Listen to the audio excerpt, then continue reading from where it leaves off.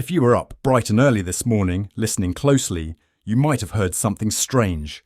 Not just in your home, but across Britain. It's the sound of our country slipping down the ranks on the world stage. And it's not just a minor slip. It's a tumble. For years we've kept up our international standing. Mostly. But thanks to some seriously misguided moves by the Labour Party, we're now seeing a different Britain. From cabinet members publicly trashing people like Donald Trump, to backroom staff flying off to the US to help Kamala Harris. Yeah, they actually thought that would work. Our leaders have taken us down a pretty risky path. Our own Foreign Secretary, David Lammy, went as far as calling the leader of the free world a neo-Nazi sociopath. Then, the head of our Foreign Affairs Select Committee, Emily Thornberry, jumped in, calling him a fascist. That's some strong language to throw around, especially for people supposedly representing Britain. But here's the real kicker. This isn't smart statecraft. It's short-sighted, divisive, and does nothing for the country. And yet, Labour, in all their wisdom, even allowed staff members to spend time and energy supporting Kamala Harris's bid for the White House. The result? Donald Trump himself accused us of meddling in a foreign election. These moves weren't just about supporting allies. They were massive, empty gestures that will cost us in the long run. Think about it. Donald Trump was actually willing to work with Britain. He was open to a trade deal.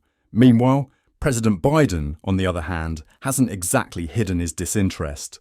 Remember Obama's famous line about the UK being at the back of the queue for trade deals post-Brexit? Biden hasn't forgotten that stance. In fact, Trump had said Britain would be first in line to do a great trade deal. For a country where the US is our largest export market, that matters. Big time, but now, why would Trump make concessions for Britain when our own leaders openly disrespected him? All of this virtue signalling, this woke posturing by some politicians, is about to hit us in the wallet. Hard.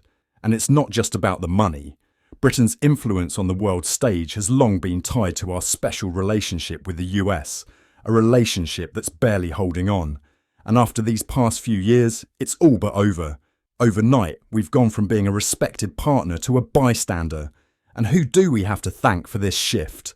Labour's obsession with woke posturing and trying to make headlines instead of staying focused on what really matters. Here's what this situation tells us. Enough is enough. This should be a wake-up call to politicians everywhere. Americans voted in a way that says, we don't want a government telling us what to think.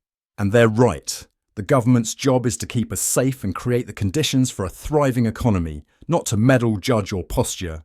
Do you agree that this so-called virtue signalling is costing Britain its influence and prosperity?